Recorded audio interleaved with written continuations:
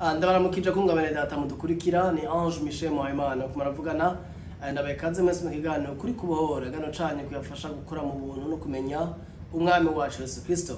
Nkuko byaba bimeze buri ndwi canke buri cyumweru nko abanyarwanda muvuga twamaduhura mu ijambo ry'Imana biciye ku rubuga rwacu rwa YouTube kuri groupe kuri kubohora kuri YouTube kugira ngo tubashikize inyigisho mu buryo bwa video ariko kandi ku bantu tumenyereye kumbure turafise ikiganiro kuri WhatsApp gicaho iminsi yose kuva ku munsi wa mbere ushaka ku munsi wa gatanu kenshi aho twiga ivyigwa bitandukanye biri mu ijambo ry'Imana kugira dushe gukura muri Kristo mu buntu bwiwe.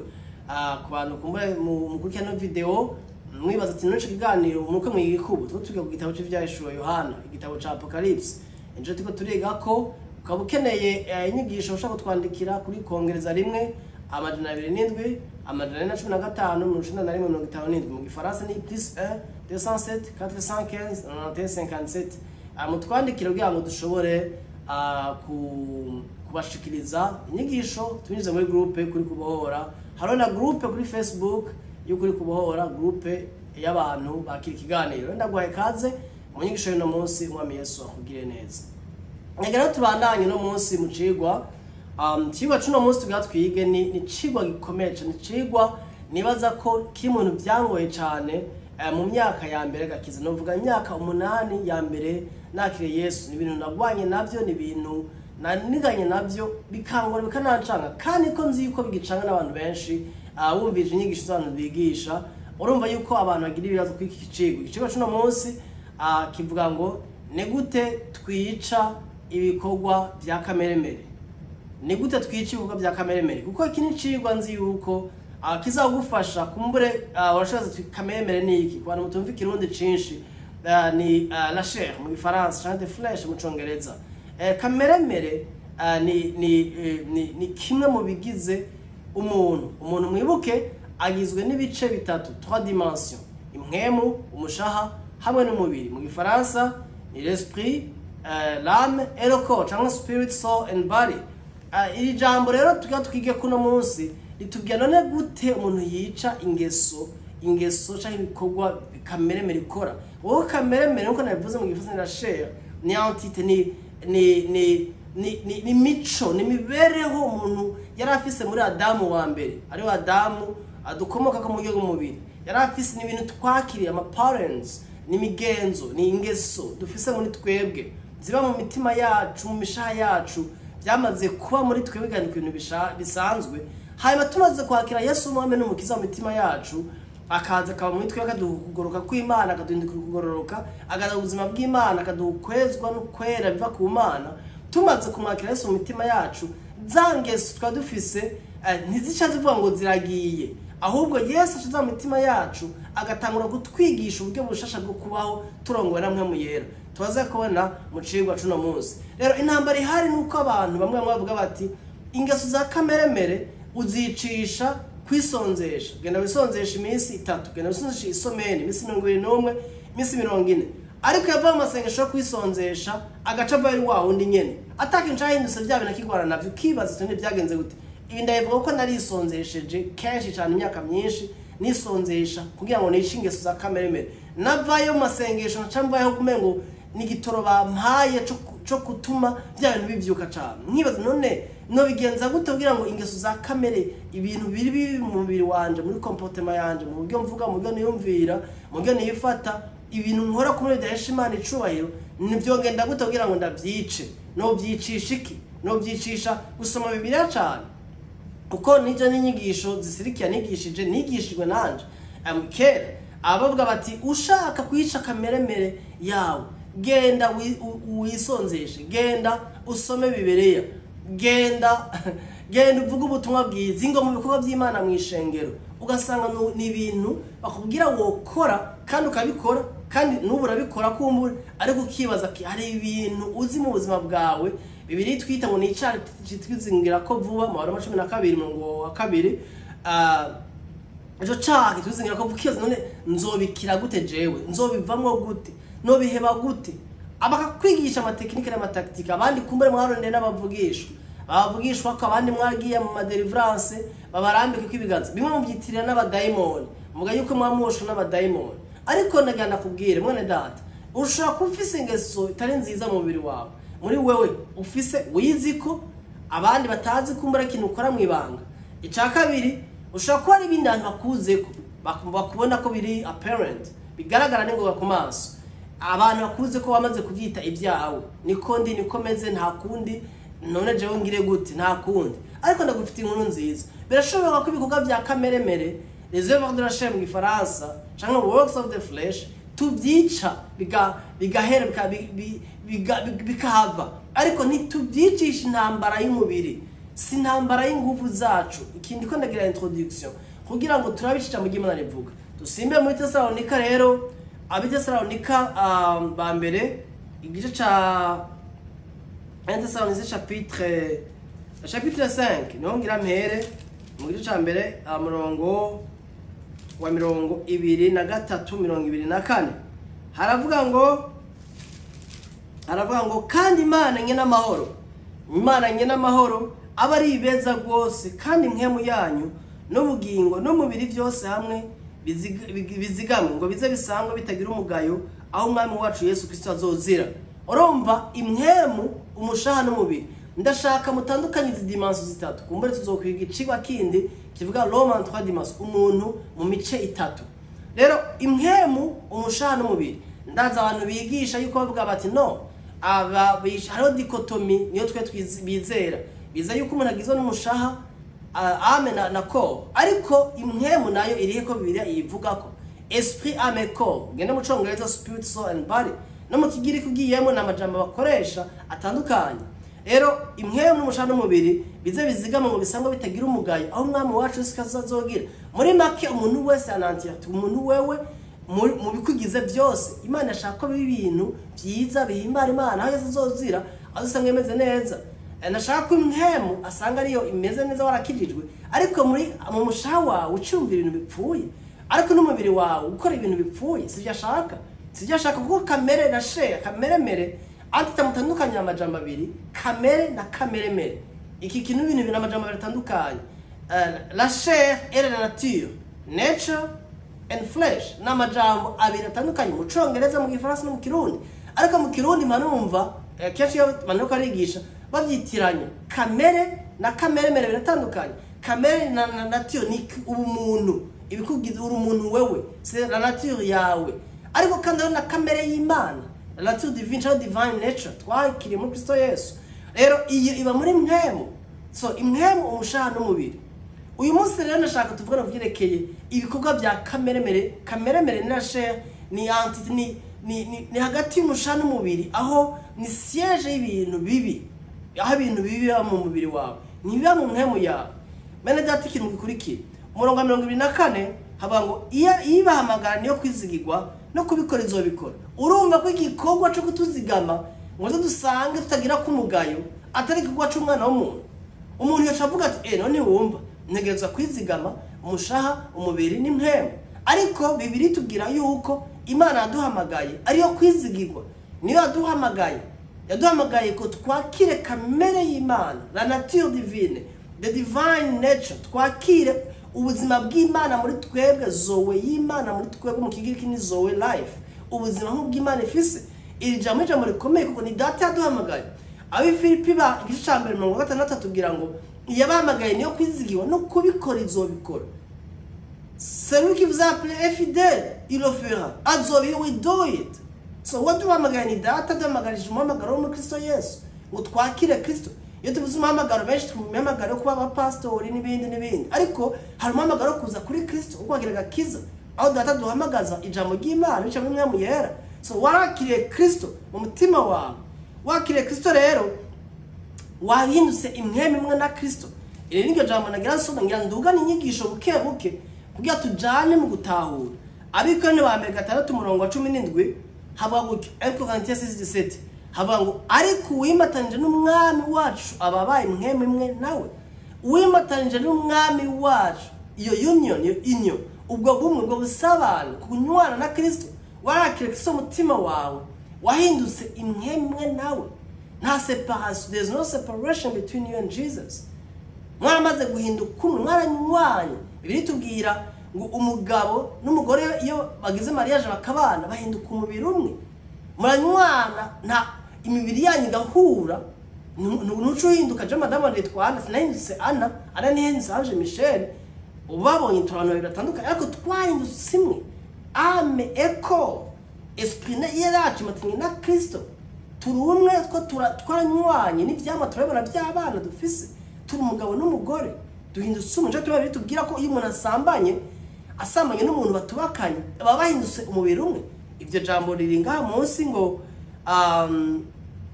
umurongo 15 kasubira hejuru ngo ntimuzi yuko imibiri yanyu ari ingingo za Kristo none ntihora ingingo za Kristo ndazihindure ingingo z'umusambanyi kazi biragahera ntimuzi yuko uwimatanya n'umusambanyi kazi abari umubiri abaye umubiri umwe nawe uri makubwiye gusambana n'undi muntu utumutubakanya waba uri umukobwa cyangwa umusore utaruba kugasambana wahindutse umubiri n'uwo muntu mwasambanye cyo imagine rero abantu bakumbura mumaze kuba umwe abantu umaze kuryamana nabo n'abangana ni benshi Imana yaremye ko umugabo n'umugore bagira mariage hama bagahinduka umubiri umwe ntibagire sex avant mariage ibi ni ibintu dunya kuvuga muri kino kinjana ariko ni kwijambo ry'Imana bivuga ariko ntibisigura ko arasambanye n'abasambanye n'abantu 500 Imana itakubabarira no Imana iratanga ni Imana y'imbabazi irakubabarira gusa nshaka ko bananya muri ubwo buzima nshaka ko ubwo buzima ubandanya tanga ubuzima bushasha muri Kristo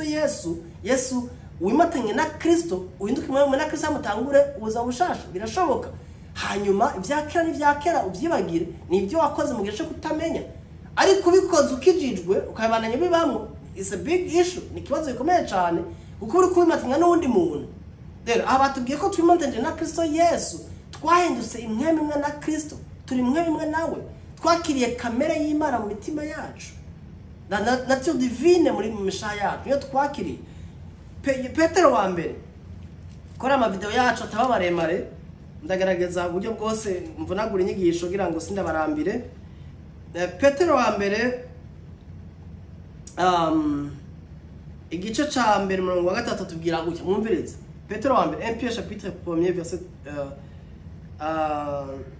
umurongo wa 3 ngo Imana y'umwami wacu Yesu Kristo ariyo sera gahezagirwa yatubyaye bwa kabiri nkuko imbabazi zayo zari ziri nyinshi ziri kugira ngo tugire ibyizigiro bizima itubyaza ukuzuka mu bapfuye kwa Yesu Kristo ngo tuze twegukire umwandu utazobora yatubyaje ukuzuka mu bapfuye kwa Yesu Kristo twegukire umwandu utazobora utanduye udakabirana mwabikiwe mwijuru mwebwe abazigamwa n'ubushobozi bw'Imana nkuko kwizera muzigamirwa agakiza kateguwe kuzohishurwa mu gihe umva twabyawe n'Imana n'ukuzuka kwa Yesu Kristo ariko kandi ngo dufise umwandu utabona heritage niba agakiza nigatakara umuntu w'indani rero mushasha muri twebwe yavyawe n'Imana yamatanye na Kristo nico kintu ko ndashaka ko mubona kuko ari abantu babigisha ko muri abanyabyaha no warakiri ubuzima bw'Imana umunyabyaha uri umugororotsi uruwera uri umwana w'Imana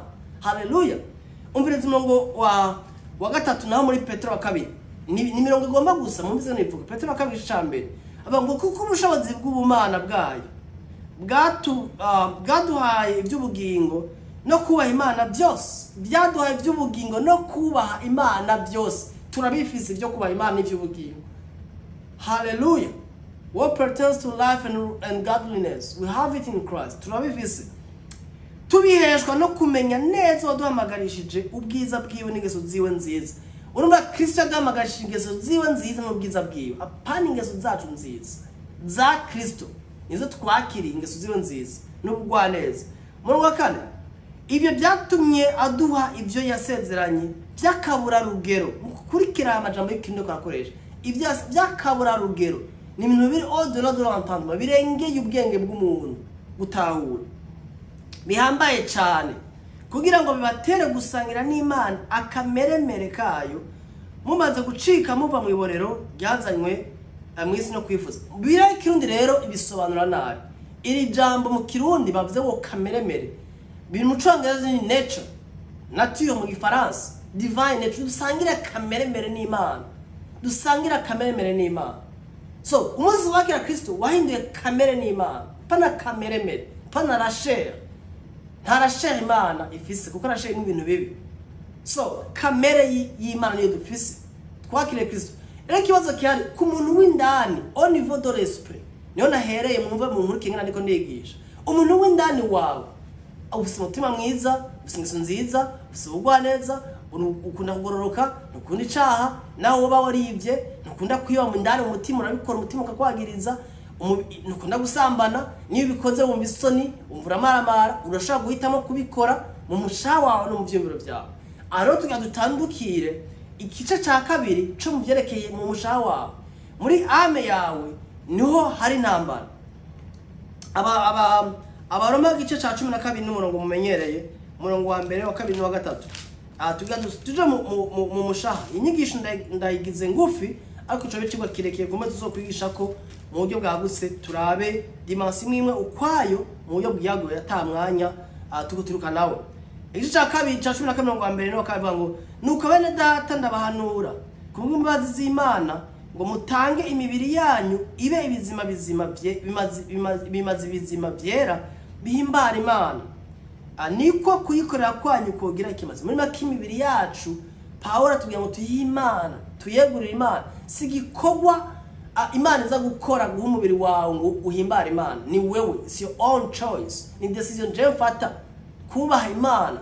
So kubaha Imana kintu gikomeye cyane ariko biciye kwitanga kwirekurira. Imana yaraduhaye ibikenewe byose mu guruka no mu kuyubaha muri Kristo Yesu, ariko kandi adusaba natwe gutera iyo ntambwe kuko umubiri wanje nikimaze kizima ni urugingo rwa Kristo. Jewe ndi membre du corps de Christ, ndi umubiri wanje ndawubaha, sindaho basambanye, sindaho kubesha n'ibindi bitandukanye, sindawuha inzigo n'amacakubiri. Eka namba umubiri wanje no gukora ibyo kugororoka, so gufata imipanga no gutema abantu no kwica abantu. Eka umviriza umurongo wa kabiri, nimushushanyo n'ivyiki gihe, ne vous conformez pas au monde présent.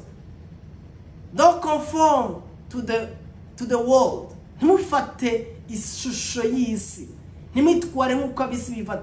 Ibi ni byo byuzuye muri kino gihe, aho udatandukanye umuntu w'Imana n'umuntu atari w'Imana.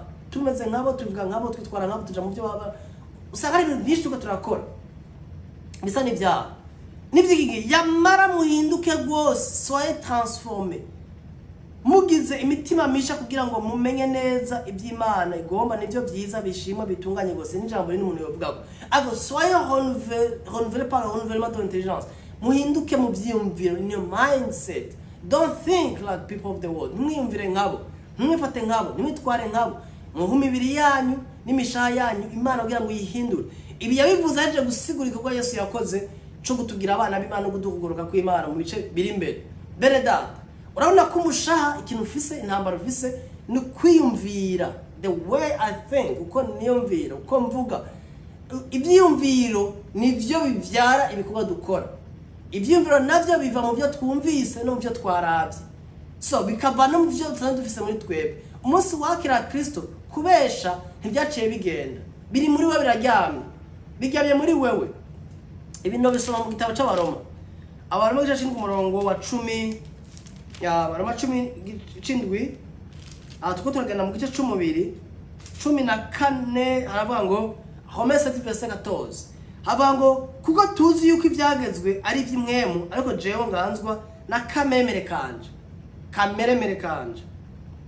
Naguriwe kuba umugurano w'icaha, sinzi ico nkora, kuko ico ngomba atari ico nkora, ariko ico nanka akaba ico nkora. Ariko ko nkora ico ntagomba, mba nemeye ibyagezwe ko ari byiza. None rero si jewe nkibikora, ariko n'icaha kimbamo. Icaha kibaye muri wewe, icaha kiba muri wewe, nje gutuma umuntu ashobora kuba ari umuntu yazuye abapfuye, yakoze ibitangaza umuntu yemewe, umunsi akabyuka agakorera uruntu mukavuga uti nanje Michel nanaka byagenze gute. Urumva kuba icaha kimwe twebwe 18. Ndazi yuko muri jewe mu kameremere kanje ataciza kimbamwe, kuko kugomba gukora iciza kubara nanje, ariko kugikora nta kugomba gukora iciza biri muri twebwe mu mpwemu zacu.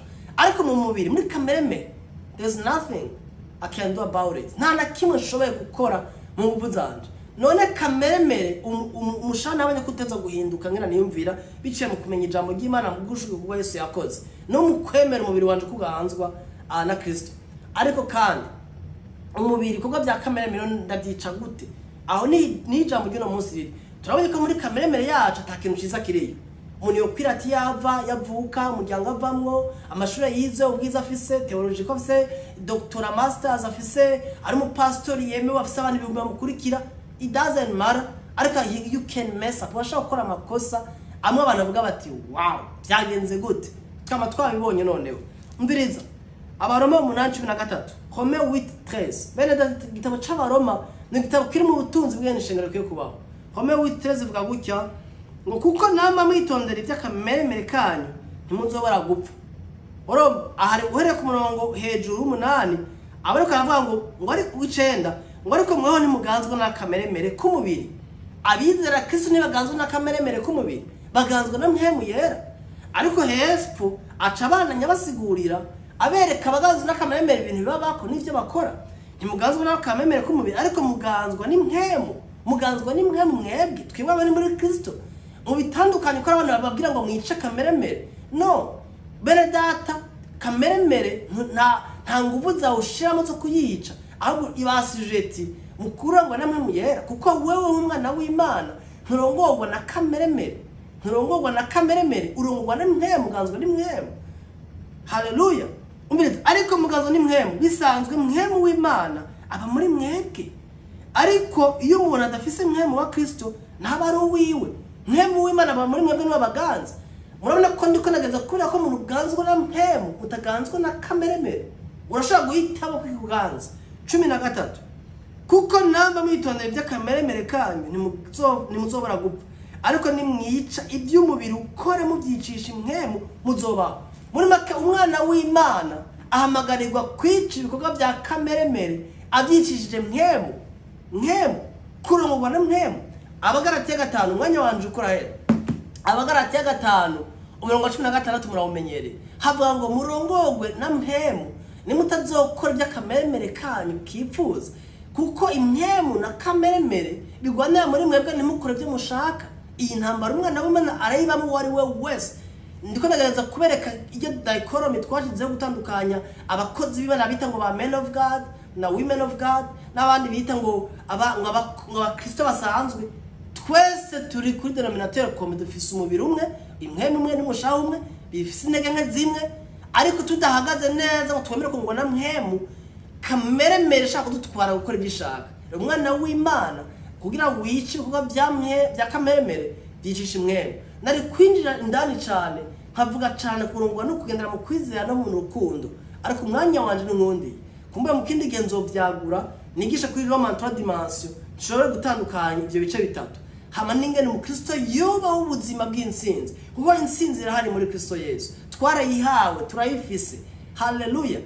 Kurongorwa na Mpwemu yera, kurongorwa na Mpwemu yera bihagaze mu rukundo, bihagaze no kwizera. Urukundo Imana yagukunze muri Kristo Yesu kugushoye kuyikunda, bazi no kwizera ko Yesu yarangije rimwe rizima kugushoye ku buzima ugoroka. Igihe cyo zo kwigisha abantu babwira ngana biciye bya kamere muri discipline zabo zo gusenga, kwisonzesha, gusoma Bibiliya, kuza kwisenga, gukora ibikorwa n'ibindi ugakuramo ibintu mvuze by'urukundo. Yesu Mpwemu yera mwana data subiza abantu mu mategeko mu karuho no kunanirwa no kwihebura no gucira imanza. Mwameza dushoboze aduhishurire ibyo ntashoboye kuvuga amazina ya Yesu. Amen.